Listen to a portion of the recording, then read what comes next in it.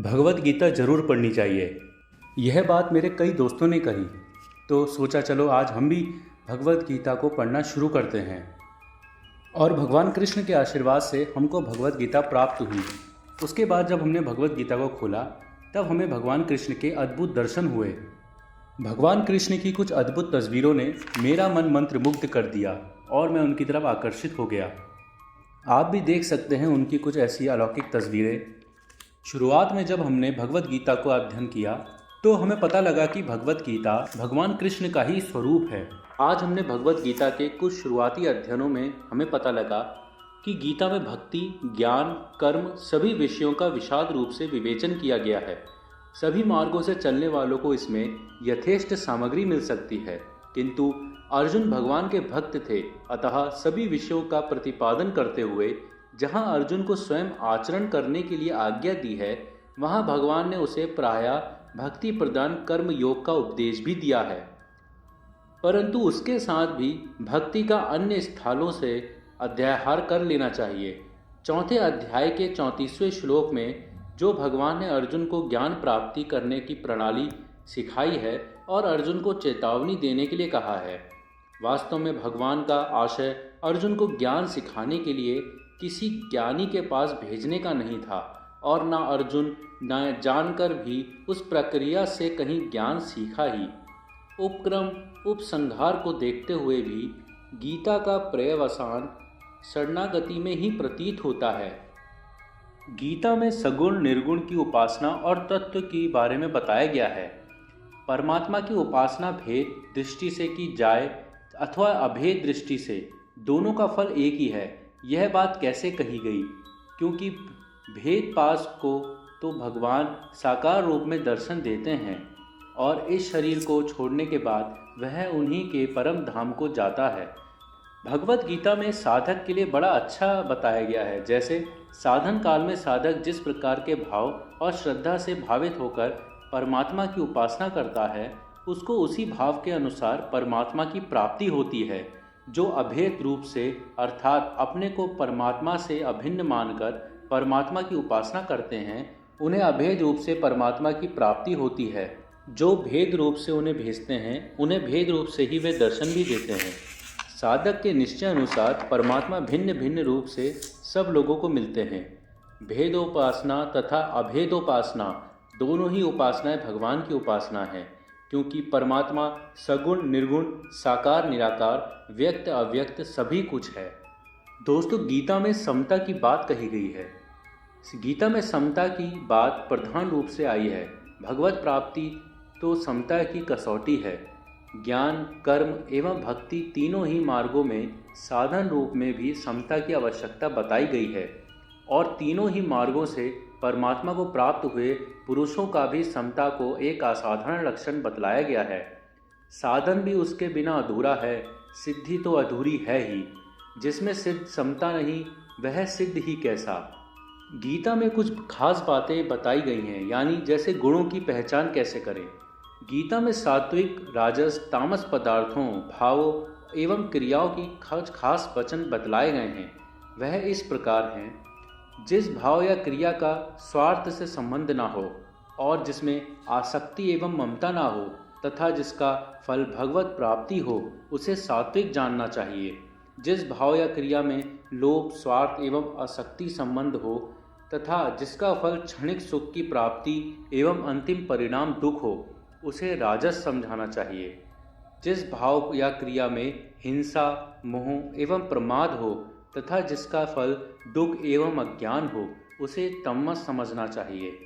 इस प्रकार तीनों तरह के भाव एवं क्रियाओं का भेद बतलाकर भगवान ने सात्विक भाव एवं क्रिया को ग्रहण करने एवं राजस तथा तामस भाव एवं क्रिया को त्याग करने का आदेश दिया है। दोस्तों, गीता और वेद एक समान बतलाए गए हैं। गीता वेदों को बहुत आदर देती है। भगवान अपने को समस्त वेदों के द्वारा जानने योग्य, वेदांत का रचने वाला और वेदों को जानने वाला कहकर उनका महत्व बहुत बढ़ा देते हैं। संसार रूपी अश्वत्थ वृक्ष का वर्णन करते हुए भगवान कहते हैं कि मूल सहित उस वृक्ष को तत्व से जानने वाला ही वास्तव में वेद के तत्व को जानने वाला है।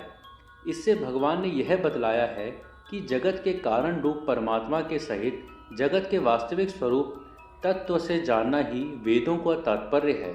भगवान ने कहा है कि जो बात वेदों के द्वारा विभाग पूर्वक कही गई है उसी को मैं कहता हूँ। इस प्रकार अपनी उक्तियों के समर्थन में वेदों को प्रमाण बतलाकर भगवान ने वेदों की महिमा को बहुत अधिक बढ़ा दिया। भगवान ने ऋग्वेद, यजुर्वेद तथा सामवेद वेदत्रियों को अपना ही स्वरूप बतलाकर उसका और भी अधिक आदर दिया है। भगवान ने वेदों को अपने से ही प्रकट बतलाता है। भगवान ने यह कहा है कि परमात्मा को प्राप्त करने के अनेकों साधन वेदों में बतलाए हैं। इससे मानो भगवान स्पष्ट रूप से यह कहते हैं कि वेदों में केवल भोग प्राप्ति के साधन ही नहीं, जैसे कि कुछ अविवेक जीन समझते हैं, किंतु भगवत प्राप्ति के भी एक दो नहीं अनेकों साधन भरे पड़े हैं। गीता में आचरण की अपेक्षा भाव की प्रधानता बतलाई गई है। यद्यपि उत्तम आचरण एवं अनंत कारण का उत्तम भाव दोनों ही को गीता ने कल्याण का साधन माना है, किंतु प्रधानता भाव को ही दे दिया है। दूसरे 12वें तथा 14वें अध्यायों के अंत में क्रमशः स्थित प्रज्ञ भक्त एवं गुणतीत पुरुषों के लक्षणों से भाव की ही प्रधानता बतलाई गई है। दोस्तों, गीता में ईश्वर को जिस रूप में माना है उस रूप में सांख्य दर्शन नहीं मानता।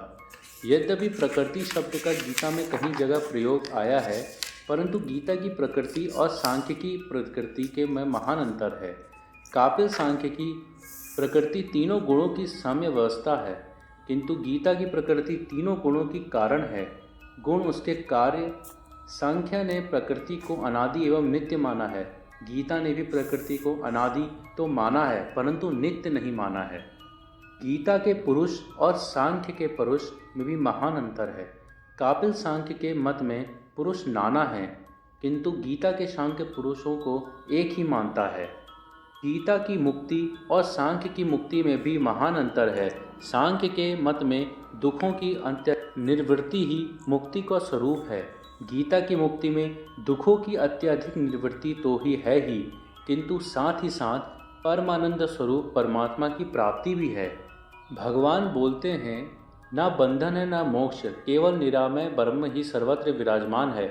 न अद्वैत है न द्वैत, केवल सच्चिदानंद ही सब और परिपूर्ण हो रहा है। गीता का सारभूत यह शास्त्र संपूर्ण शास्त्रों द्वारा भली भांति निश्चित सिद्धांत है, जिसमें वेद शास्त्रों से अच्छी तरह निश्चित किया हुआ ब्रह्म ज्ञान विद्यमान है। भगवान विष्णु का ये उत्तम महात्म्य गीता शास्त्र पढ़ने और सुनने वालों के पुण्य को बढ़ने वाला है, पापनाशक, धन्यवाद के योग्य और समस्त दुखों को दूर करने वाला है। श्री भगवान ने अर्जुन को निमित्त बनाकर समस्त विश्व को श्री गीता के रूप में जो महान उपदेश दिया है, यह अध्याय उसकी अवतारणा के रूप में है। इसमें दोनों ओर के प्रधान योद्धाओं के नाम गिनाए जाने के बाद मुख्यतः अर्जुन के बंधुनाश की आशंका से उत्पन्न मोहन जनित विषाद का ही वर्णन है। दोस्तों, आज हमने भी भगवत गीता का पहला अध्याय और आज हमने भी भगवत गीता का संक्षिप्त विवरण शुरुआती दौर पर पढ़ा और इतना सुनकर ही हमको काफ़ी अच्छा महसूस हुआ और भगवान की अनुपम छवि का बोध भी हुआ।